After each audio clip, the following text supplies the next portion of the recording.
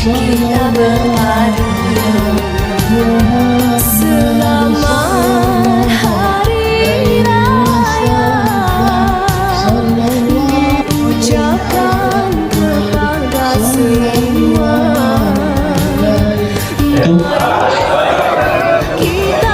Okey, terlebih dahulu yang mengucapkan ribuan terima kasih kepada semua tuan dan puan yang hadir pada hari ini bagi meriahkan majlis baraan Surah Al-Ja'far 2026. Terima kasih tu je kot.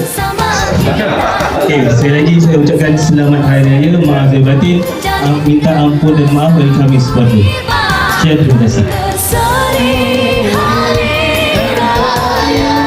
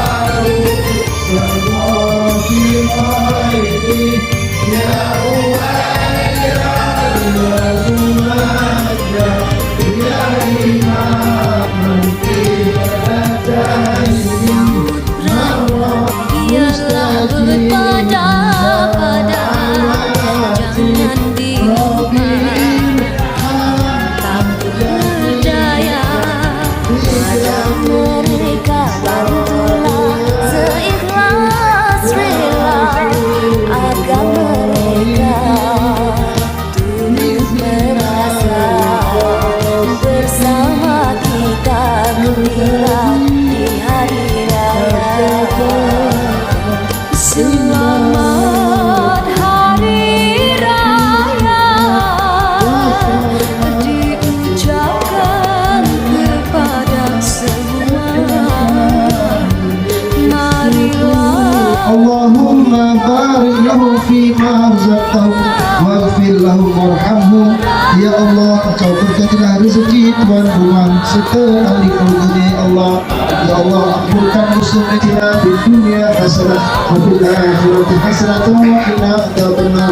Sallallahu ala sayyidina Muhammadin wa ala alihi wa sahbihi wa sallam. Alhamdulillahi rabbil alamin. akan berseri Hari Raya Aidilfitri tambah ceria. Akan berseri Hari Raya Aidilfitri tambah ceria. Itu saja semua yang mengenali beliau sebagai Alhamdulillah.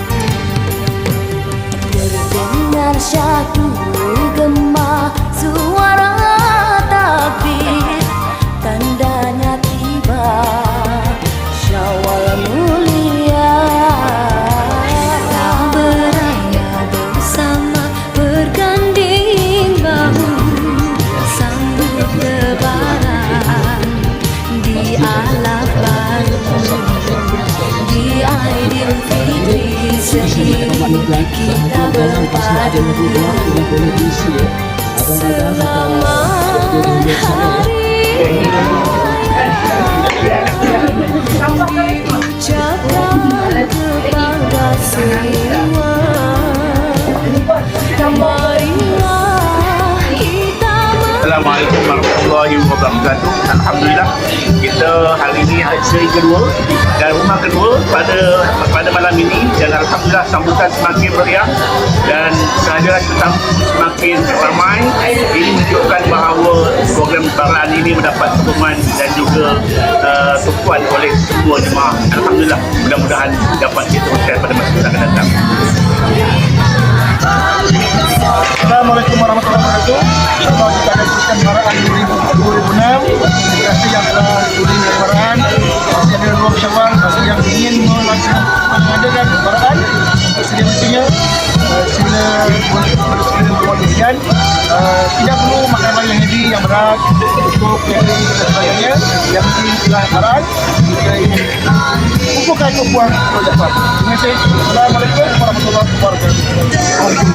Selamat Hari Maaf Zahir Batin karya Masjid Surau Al-Jaafar Kampung Batu Sebelah Kebun Baru. Raya Maaf Zahir Batin tahniah kepada Surau Al-Jaafar. Ada